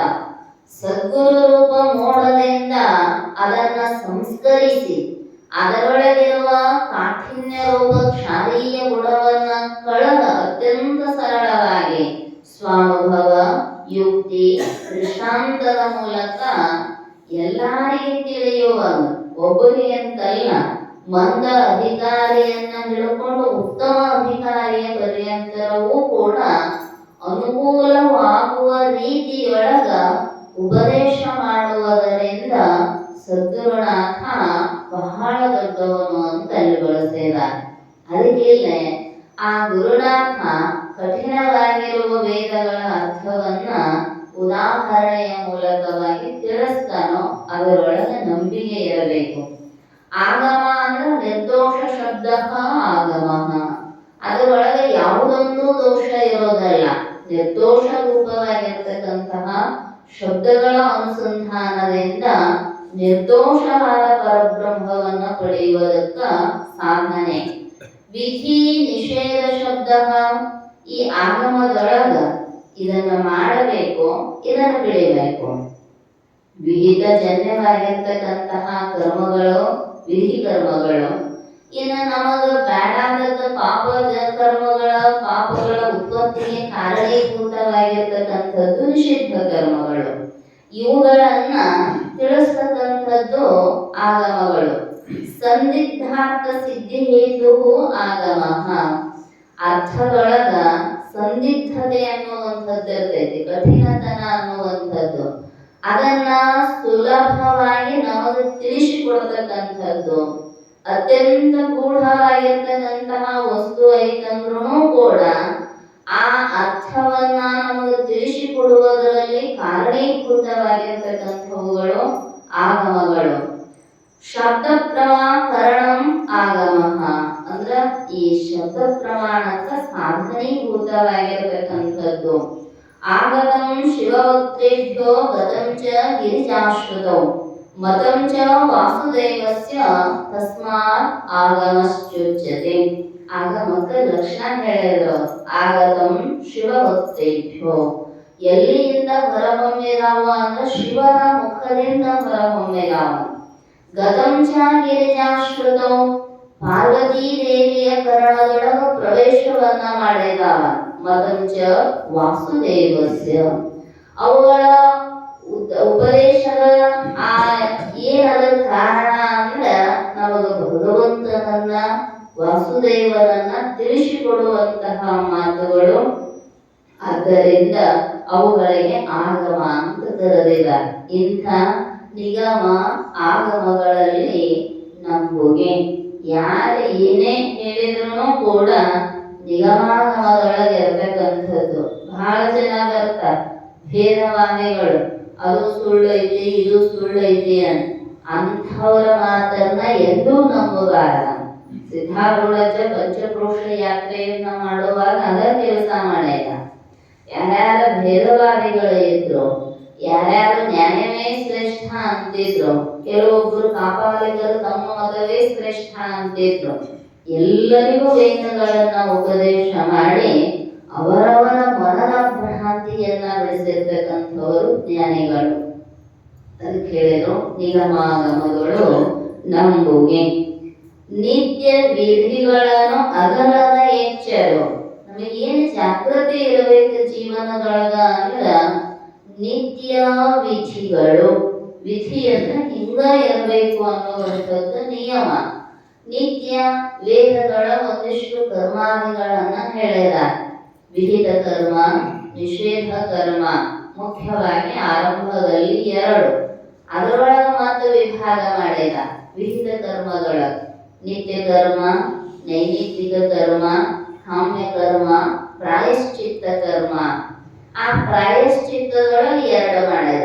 ಸಾಧಾರಣ ಪ್ರಾಯಶ್ಚಿತ್ತ ಕರ್ಮ, ಅಸಾಧಾರಣ ಪ್ರಾಯಶ್ಚಿತ್ತ ಕರ್ಮ. ಹೇಳ್ತಾರೆ ಜ್ಯೋತಿಷಿಗಳ ಹತ್ರ ಹೋದ, ಇಲ್ರಿ ನಿಮಗೆ ದೋಷ ಐತಿ, ಇಷ್ಟು ಜಪ ಮಾಡಿದ್ರೆ ಇಷ್ಟು ದಿನ ಅಂದ್ರೆ ನಿಮಗೆ ಪರಿಹಾರ ಆಗ್ತೈತಿ. ಅಂದ್ರೆ ಪ್ರಾಯಶ್ಚಿತ್ತ ಕರ್ಮಾದಿಗಳನ್ನ ಹೇಳ್ತಾರ. ದೋಷ ನಿವಾರಣೆಗಾಗಿ ಒಂದಿಷ್ಟು ಕರ್ಮಾನುಷ್ಠಾನವನ್ನ ಬೋಧಿಸ್ತಕ್ಕಂಥದ್ದು. ಸಾಧಾರಣ ಅಂದ್ರ ನಮಗ ಗೊತ್ತಿಲ್ಲದ ಎಷ್ಟೋ ಕರ್ಮಗಳ ನಮ್ಮಿಂದ ಸೇರ್ತಾವ. ಯಾಕಂದ್ರ ಗೊತ್ತು ಮಾಡುವ ಪಾಪಗಳ ನಿವಾರಣೆಗಾಗಿ ಅಸಾಧಾರಣ ಪ್ರಾಯಶ್ಚಿತ್ತ ಕರ್ಮ ಹೇಳಿಲ್ಲ. ಇಂಥ ಪಾಪಕ್ಕ ಇಂಥದೇ ಕರ್ಮ ಅನ್ನುವಂಥದ್ದು ಆಗಮಗಳು ಹೇಳಿದಾರ. ಅವ್ರು ಹೇಳ್ತಾರೆ ಇಂಥದ್ದಾಗೈತ್ರಿ, ಇಷ್ಟು ಮಾಡ್ರಿ ಪರಿಹಾರ ಆಗತೈತಿ. ಪಿತೃದೋಷ ಐತೆ ನಿಮಗ, ನಿವಾರಣೆಗೆ ಪಿಂಡ ಪ್ರದಾನವನ್ನ ಮಾಡ್ರಿ. ಹಿಂಗ ಪ್ರತ್ಯೇಕ ಪಾಪ ಕರ್ಮಗಳಿಗೆ ಪ್ರತ್ಯೇಕ ಕರ್ಮಾದಿಗಳನ್ನ ಹೇಳ್ತಕ್ಕಂಥದ್ದು ಅಸಾಧಾರಣ ಪ್ರಾಯಶ್ಚಿತ್ತ. ಇನ್ನು ಸಾಧಾರಣ ಅಂದ್ರೆ ಎಷ್ಟೋ ಗೊತ್ತಿಲ್ಲದ ಆಗಿಬಿಟ್ಟಿರ್ತಾವ. ಒಟ್ಟಾರೆ ಗೊತ್ತಿದ್ದೋ ಗೊತ್ತಿಲ್ಲದೆಯೋ ಪಾಪ ಕರ್ಮಗಳ ನಿವೃತ್ತಿಗಾಗಿ ಸಾಧಾರಣ ಪ್ರಾಯಶ್ಚಿತ್ತ ಕರ್ಮ. ಓಂ ನಮಃ ಶಿವಾಯ ಅಂದು ಬಿಟ್ಟೇವ ಅಂದ್ರ ಒಂದ ಸಲ ಅಂದ್ರೆ ಎಷ್ಟೋ ಜನ್ಮಗಳ ಪಾಪ ನಿವಾರಣೆ ಆಗುತ್ತೆ. ಅದಕ್ಕ ಸಾಧಾರಣ ರೂಪದಿಂದ ಸತತ ನಾವು ಜಪಾನುಷ್ಠಾನವನ್ನ ಮಾಡ್ತಾ ಮಾಡ್ತಾ ಹೊಂಟಿವಿ ಅಂದ್ರೆ ಅರಿಯದೇ ಮಾಡಿರ್ತಕ್ಕಂತಹ ಪಾಪ. ಇನ್ನ ನಿಷೇಧ ಕರ್ಮ, ಆ ನಿಷೇಧ ಕರ್ಮ ಮಾಡಲೇಬಾರದು. ದುರಿತ ಕರ್ಮವನ್ನು ಕೊಲ್ಲದಿರು, ಅವು ದುಃಖನ ಕೊಡತಾವ. ದುಃಖವನ್ನ ಯಾರಿಗೂ ಕೊಟ್ಟಿಲ್ಲ. ಪಾಪ ಮಾಡಬೇಡಲ್ಲಿ ಯಮರಾಯನಲ್ಲಿ. ಯಾಕಂದ್ರೆ ಶಾಸ್ತ್ರನ ಹೇಳ್ತೈತಿ, ನೀ ಪಾಪ ಮಾಡಿದೀಯ ಅಂದ್ರೆ ನಿನಗ ನರಕ ಜೀವನ. ಯಮ ನಿನ್ನನ್ನ ಎಂದು ಸುಮ್ಮನ ಹಂಗ ಕಳಿಸುವುದಲ್ಲ. ಅದಕ್ಕೆ ನಿಷಿದ್ಧ ಕರ್ಮ ಮಾಡಲೇಬಾರದು. ಕಾಮ್ಯ ಕರ್ಮವೂ ಕೂಡ ಪಾಪ ಅಂತ ಹೇಳ್ತಾರೆ. ಯಾಕಂದ್ರ ಇಚ್ಛಾ ಪಟ್ಟು ಮಾಡಿದೀವಿ ಅಂದ್ರೆ ಅವು ಸಿಗ್ತಾವು, ಜನ್ಮಾದಿ ದುಃಖಗಳನ್ನ ಕೊಡುತ್ತಾವ. ಅದಕ್ಕೋಸ್ಕರವಾಗಿ ಕಾಮ್ಯವನ್ನು ಮಾಡಂಗಿಲ್ಲ. ಆದರೆ ನಿತ್ಯ ನೈಮಿತ್ಯ ಕಾರ್ಯಕ್ರಮಗಳು ಏನದಾವಲ್ಲ ಅವುಗಳನ್ನ ಬಿಡಂಗಿಲ್ಲ. ನಿತ್ಯ ಕರ್ಮ ಸ್ನಾನ, ಸಂಧ್ಯಾ ವಂದನೆ, ಅರ್ಚನೆ, ಗುರು ಸೇವೆ, ಜಂಗಮ ದಾಸೋಹ, ದಾನ ಧರ್ಮಾದಿಗಳನ್ನುವಂಥವು ಏನದಾವಲ್ಲ ಇವನು ಪ್ರತಿನಿತ್ಯವೂ ಕೂಡ ಮಾಡೋದನ್ನ. ಅದ್ಯಾಕಾದ್ರೆ ನಮ್ಮ ಹಿರಿಯರು ಉಗಾದಿ ಒಂದ್ ಜಪ ಮಾಡ್ತಿದ್ರು, ದೀಪಾವಳಿ ಮಾಡ್ತಿದ್ರು, ಅಟ್ ಮಾಡ್ತೀವಲ್ರಿ ಅಂದ್ರ ಒಬ್ಬೊಬ್ರು ಅಂತಿರ್ತಾರ, ಜಳಕದ ಗುಳಿಗೆ ತಗೊಂಡ್ಬಿಟ್ಟಿರ್ಬಿಟ್ರಿ ಏನ್ ಮಾಡೋದಂತ. ಹಂಗ ಮತ್ತ ಹಸಿವಿಗೂ ಒಂದ್ ಗುಳಿಗೆ ತಗೊಂಡ್ಬಿಡೋದಲ್ಲ, ಊಟ ಮಾಡೋ ಅವಶ್ಯಕತೆ ಏನಿತ್ತು. ಅದಕ್ಕೆ ಅವ್ರು ಹೇಳಿದ್ರು ನಿತ್ಯ ಕರ್ಮ. ನೈಮಿತ್ತಿಕ ಕರ್ಮ ಅಂತ ನಿಮಿತ್ಯವನ್ನ ಮಾಡಿಕೊಂಡು ಹಿರಿಯರಿಗೆ ಅಥವಾ ಶಿವರಾತ್ರಿ ಪರ್ವಕಾಲಕ್ಕ, ಶ್ರಾವಣ ಸಮಾರಂಭ, ನವರಾತ್ರಿ ಏನಾದರೂ ಒಂದು ನಿಮಿತ್ತದಿಂದ ಮಾಡತಕ್ಕಂತಹ ಕರ್ಮಗಳು. ಒಟ್ಟಾರೆ ಕರ್ಮಾನುಷ್ಠಾನವನ್ನ ಆ ಸ್ಥಿತಿ ಬರುವವರೆಗೂ ಬಿಡಂಗಿಲ್ಲ. ಕರ್ಮಣೇವಧಿಕಾರಸ್ತು ಮಾ ಫಲೇಷು ಕದಾಚನ. ಕರ್ಮದೊಳಗೆ ನಮ್ಮೆಲ್ಲರಿಗೂ ಅಧಿಕಾರ ಇದೆ. ಯಾವ ಶಾಸ್ತ್ರವೂ ಕರ್ಮವನ್ನ ಸಂಪೂರ್ಣವಾಗಿ ತ್ಯಾಗ ಮಾಡು ಅಂತ ಹೇಳಿಲ್ಲ. ಮಾಡು, ಫಲದ ಅಪೇಕ್ಷೆಯನ್ನ ಇಟ್ಟುಕೊಂಡು ಮಾಡಬೇಡ ಅಂತ. ನಾವು ಆರಂಭದಲ್ಲಿಯೇ ನಾವು ಶಾಸ್ತ್ರ ಹೇಳ್ತೀವ್ರಿ ನಮಗೇನು ಕರ್ಮದ ಅವಶ್ಯಕತೆ ಇಲ್ಲ, ಪೂರ್ಣ ಬಿಟ್ಟು ಬಿಡುತ್ತೀವ್ರಿ ಅಂದ್ರ ಅದ ಆಗಂಗಿಲ್ಲ ಅಂತ. ಆ ಸ್ಥಿತಿಯೊಳಗೆ ಹೋಗಿ ನಿಂತಿರಬೇಕು. ಅವಾಗ ಕರ್ಮಗಳನ್ನ ಮಾಡುವಂತಹ ಅವಶ್ಯಕತೆ ಇಲ್ಲ. ಆದ್ರೆ ಅಲ್ಲಿ ಹೋಗಿ ಮುಟ್ಟುವವರೆಗೂ ಮಾತ್ರ ಕರ್ಮತ್ಯಾಗವನ್ನ ಯಾವ ಶಾಸ್ತ್ರಗಳು ಕೂಡ ಹೇಳಿಲ್ಲ. ನಿತ್ಯ ನೈಮಿತ್ತಿಕ ಕರ್ಮಗಳನ್ನ ಬಿಡಂಗಿಲ್ಲ. ಬಿಟ್ಟ ಪಾಪ ಬರ್ತೈತ. ಮತ್ತೆ ಮಾಡಿದ್ರೆ ಏನ್ ಪುಣ್ಯ ಬರ್ತೈತೆ? ಪುಣ್ಯ ಬರುವುದಿಲ್ಲ, ಪಾಪ ಮಾತ್ರ ಬರ್ತೈತೆ. ಪಾಪ ಬರಬಾರದಾಗಿತ್ತು ಅಂದ್ರೆ ನಿತ್ಯ ನೈಮಿತ್ತಿಕ ಕಾರ್ಯಕ್ರಮಗಳನ್ನ ಮಾಡೋದು. ಇಲ್ರಿ ದಿನ ಜಳಕ ಮಾಡ್ರೆ ಏನಲ್ಲ ಹಾಕಿರ್ತಾರ ಮಂದಿಯವರು. ದಿನ ಜಳಕ ಮಾಡೋದ್ರಿಂದ ಏನಲ್ಲ ಆಗ್ತದೆ. ಲಾಭ ಇದ್ರೆ ಮಾಡ್ತೀವಿ, 1 ಹೊತ್ತು ಬಿಟ್ಟು 3 ಹೊತ್ತು ಮಾಡತ್ತೀವಿ. ಅದಕ್ಕೆ ಬಿಟ್ಟು ಅಂದ್ರೆ ದೋಷ ಬರ್ತೈತೆ ಅಂತ ಶಾಸ್ತ್ರ ಹೇಳ್ತೇವೆ.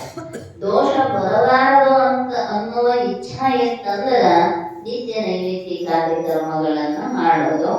ಆಮೇಲೆ ಈ ಪ್ರಾಯಶ್ಚಿತ್ತಾದಿ ಕರ್ಮಾದಿಗಳಂತೂ ಇದರ ಪಾಪದ ನಿವೃತ್ತಿಗೋಸ್ಕರವಾಗಿ ಮಾಡ್ತಕ್ಕಂಥದ್ದು.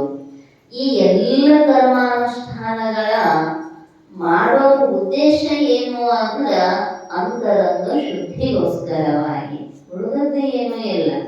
ಇಚ್ಛಾಪಟ್ಟ ಮಾಡಿದೀವಿ ಅಂದ್ರ ಫಲ ಕೊಡ್ತೈತಿ, ಅಂತಃಕರಣ ಶುದ್ಧಿ ಆಗುವುದಲ್ಲ.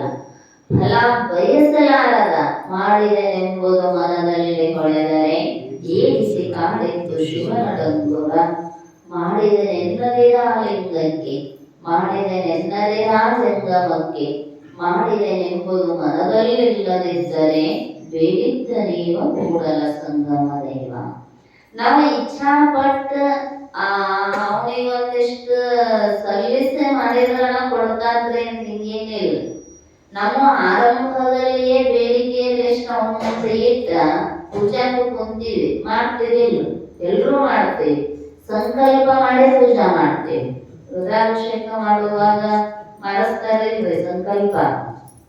ಹೆಸರು ಹೇಳಿ, ಕುಲ ಹೇಳಿ, ಗೋತ್ರ ಹೇಳಿ, ಯಾಕಂದ್ರೆ ದೇವರಿಗೆ ಗೊತ್ತಿಲ್ಲ ನಮ್ಮ ಹುಟ್ಟಿಸಿದ್ದು. ಯಾಕಂದ್ರೆ ಅವನ ಮುಂದೆ ಅಷ್ಟೆಲ್ಲ ಪರಿಚಯ ಮಾಡ್ಕೊಂತೀವಿ. ಅವನಿಗೆ ನಾವು ಪರಿಚಯ ಇದೀವಿ, ಆದ್ರೆ ನಮಗ್ ಪರಿಚಯ ಇಲ್ಲ. ಮಾಡ್ಕೋಬೇಕಾಗಿರ್ತಕ್ಕಂಥದ್ದು ಅವನ ಪರಿಚಯವೇ ಹೊರತು ನಮ್ಮ ಪರಿಚಯ ಅವನು ಮಾಡಿಕೊಡೋ ಅವಶ್ಯಕತೆ ಇಲ್ಲ. ಯಾಕಂದ್ರ ಕರ್ಮಾಧ್ಯಕ್ಷ ಅದಾನ ಭಗವಂತ, ನಮ್ಮೆಲ್ಲರನ್ನ ಸೃಷ್ಟಿ ಮಾಡ್ಯಾನ, ಸರ್ವಜ್ಞ ರೂಪಿಯಾಗಿ ಅದಾನಂದ ಒಳಗ ನಾವು ಗೊತ್ತದೇವಿ. ಆದ್ರೂ ಸಂಕಲ್ಪ ಮಾಡ್ತೀವಿ.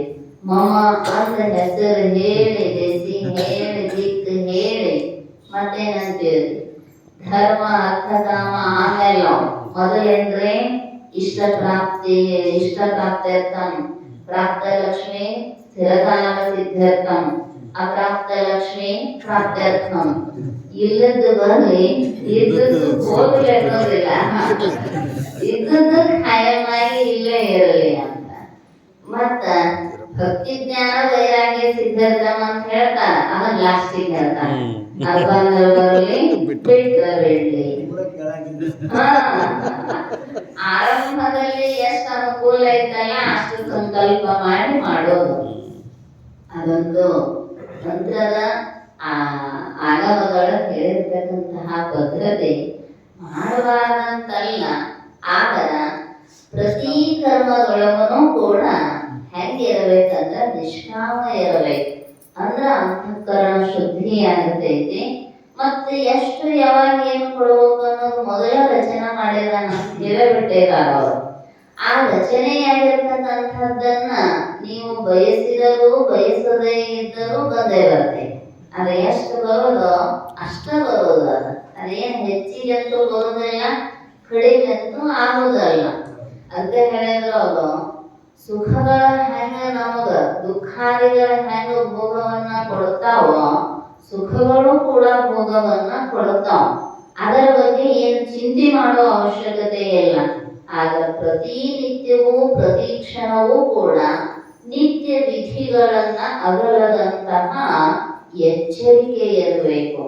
ನಾವು ಪ್ರತಿನಿತ್ಯನೂ ಮಾಡ್ತೀವಿ ಅಂದ್ರೆ ಒಮ್ಮೆ ತಪ್ಪುತ್ತಿರ್ತೈತಿ. ಹಂಗ ಆಗಲಾರದಂಗ ನೋಡಬೇಕಂತ ಹಿಡಿದ ನಿಯಮವನ್ನು ಬಿಡದ ಅತಿ ಛಲವನ್ನು ಬೇಡುವೆನಬ್ಬವ ನಿಮ್ಮನು ಭವಭವಗಳು. ಒಂದು ನಿಯಮ ಹಾಕೊಂಡಿರ್ತಾರೆ. ಏನು ಪ್ರತಿನಿತ್ಯವೂ ದೇವರಿಗೆ ಹೋಗೋದು, ಅಥವಾ ಪ್ರತಿನಿತ್ಯವೂ ಇಷ್ಟು ಜಪ ಮಾಡೋದು, ಪ್ರತಿನಿತ್ಯವೂ ಹಿಂಗ ದಾಸೋಹ ಮಾಡೋದು, ಪ್ರತಿನಿತ್ಯವೂ ಶಾಸ್ತ್ರ ಚಿಂತನೆಯನ್ನ ಮಾಡೋದು.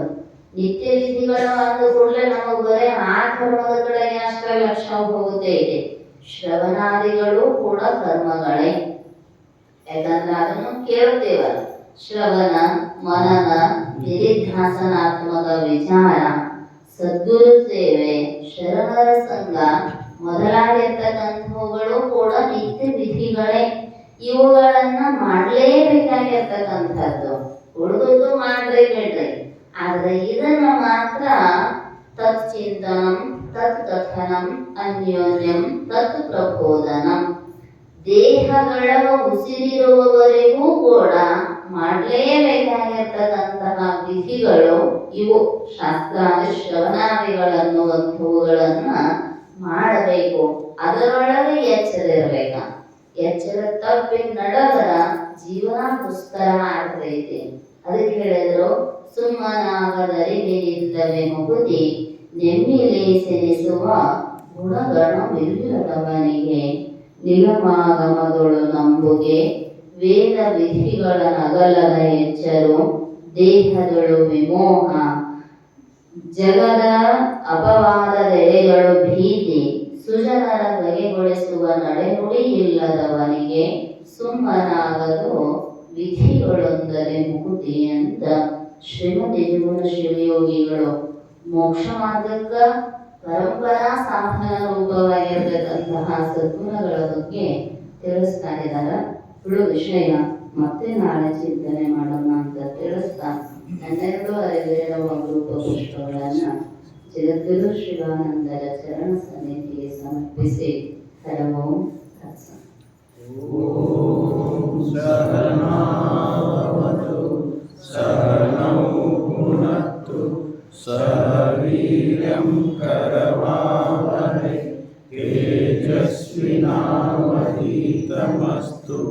मा विद्विषावहरतु